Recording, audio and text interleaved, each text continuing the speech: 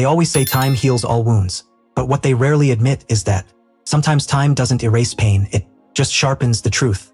My ex-wife, Leah, left me 2 years ago. She claimed she needed to find herself, which, in truth, was her delicate way of saying she'd found someone else. I didn't argue, didn't beg. I simply watched her gather her things and step out the same door through which we once imagined our future together. At the time, I was shattered. Pretending otherwise would be a lie. The silence after she left wasn't comforting, it was suffocating.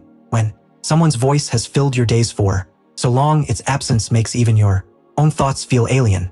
I rebuilt slowly, brick by brick. I fixed my home. I started running again. Learned to cook more than just takeout. And one day I realized a full week had passed without her crossing my mind. That was when I knew healing had begun. Then 3 weeks ago, she appeared at my door. Late evening. I was in the kitchen cooking when the doorbell rang. When I opened it, there she was. Same perfume, same gentle smile, same familiar eyes trying not to betray her nerves. "Hey, Mason," she said, her voice shaking just enough to sound sincere. For a moment, I just stared. Part of me wanted to slam the door. Another part wanted to hear her out. She glanced around the house, stepping into a memory. "You've changed things," she said, fingers brushing the edge of a new photo frame. "Yeah," I said. I had to. We sat on the living room couch, the same one where she once told me she wasn't happy anymore. She spoke in the soft, rehearsed way people use to ease their guilt, admitting mistakes, saying life wasn't what she expected, that she missed how I made her feel safe. Listened, calm, detached, almost amused, because the man she remembered no longer existed. Then she said something that nearly made me laugh. Maybe we could start over." Her voice cracked at the end, just enough to sound vulnerable. Before I could respond, the front door swung open. I'd forgotten to lock it. Leah froze at the sound of footsteps. Then her best friend, Ava, stepped in. The same Ava who had warned me about Leah's selfishness. The same Ava who had stood by me when everything fell apart. Ava smiled. "Hope I'm not interrupting." Leah's face went pale. Her lips parted, soundless. The silence that followed was thick, heavy, pressing down on us. Eva, however, remained composed, almost too composed. She set a grocery bag on the counter and turned to me with a small grin. "Dinner smells amazing," she said, ignoring the storm raging across from her. What is she doing here?" Leah finally asked, sharp and trembling. I leaned back, arms crossed.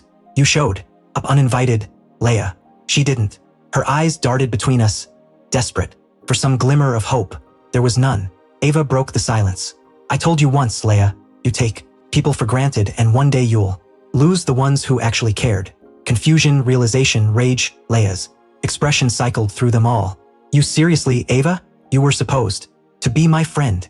"I was," Ava said calmly, "until I saw what you did to him." I could have said something, stepped in, but I didn't. Watching them face each other felt like closing a chapter one never got to finish. Leah laughed, bitter and defensive. "So what? You two just decided to play house while I was gone?" I met her gaze steadily. "No, Leah. You decided to leave. I just stopped waiting." Her facade crumbled completely. She stepped closer, eyes glistening.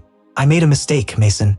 I thought I could find something better, but no one has ever made me feel like you did." For a second, I felt a flicker of old emotion, the ghost of the man who would have done anything to hear those words. But ghosts don't belong in the present. I stood. "You had your chance, Leah. Twice. First when I loved you, and second tonight when you walked through that door." Ava stood beside me, silent, firm. Leah's gaze shifted between us, a hollow mix of jealousy and regret. She turned, muttering, and grabbed her purse. "You'll regret this, Mason," she said. I shook my head. "No, Leah. I already did. I'm just done repeating it." She left. The door clicked shut, and for a long moment, neither Ava nor I spoke. The tension gradually faded, replaced by the calm that comes after a storm when you realize the house is still standing. "You okay?" Ava asked softly. I nodded. "Yeah. Just surprised." She smiled faintly. "You handled that better than I expected. 2 years ago, I know I would have begged her to stay." "I know," I said. "That's what makes this different." We sat again, air thick with everything unsaid. I reflected on how life had twisted, how the person who once shattered me had just left my life for the last time, while the one who helped me rebuild it sat beside me, Ava caught my gaze and didn't look away. There was a quiet understanding between us, built not on drama but truth. She'd witnessed my worst days. I'd seen her patience through them all. No pretending remained. Finally, she broke the silence. You know, she came to me a few months ago. I blinked. Leia did. Ava nodded. She wanted advice. Said she missed the stability you gave her. Told her she didn't miss you. She missed the comfort she thought she could walk back into any time. That stung because it was true. She hadn't come back out of love. Just because the world outside didn't love her the way I once did. Ava began unpacking her groceries. You still hungry? She asked. I smiled. Yeah. Starving, actually. As she moved through the kitchen, I felt something I hadn't in years. Peace. Not excitement. Not obsession. Peace. And that's when I realized how rare that was. Later, we sat on the porch. The air was cool, crickets loud, sky vast and dark. Ava rested her head on my shoulder. You think she'll come back again? She asked quietly. Probably, I said. But this time, there's nothing left for her to find. She nodded, smiling softly. Good. She already lost the best thing she ever had. I chuckled. And me? What did I find? Her eyes met mine. Someone who won't leave when things get hard. The night stretched around us. Calm, quiet. For the first time in a long while, I wasn't haunted by the past. I just felt home.